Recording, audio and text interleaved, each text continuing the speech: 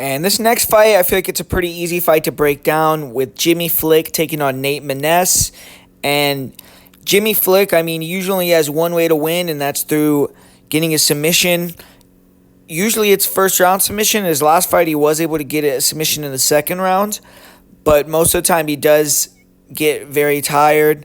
Last fight was a little bit different because he was facing a fighter that was taking him down and fighting more in his world. I feel like when Flick starts getting beat up a little bit on the feet, or when he starts getting overwhelmed with that ground and pound, you'll see his will to fight and his stamina kind of drop pretty significantly.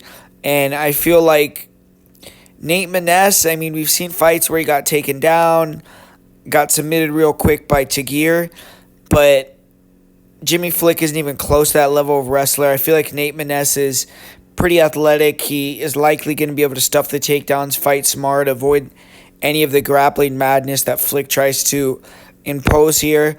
And on the feet, he should have a significant advantage. He's going to be the heavier hitter. I think he's one of the harder punchers at 125.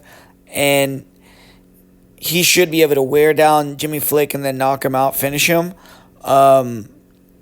So Nate Maness is the pick for me. I think he's a guy that you probably could parlay and be fairly confident in, but the odds aren't the greatest, and Jimmy Flick is someone that can pull a rabbit out of the hat and get a submission. So it's a little tricky, but ultimately I think Nate Maness definitely should win this fight, and I think he'll win via second or third round finish here via strikes.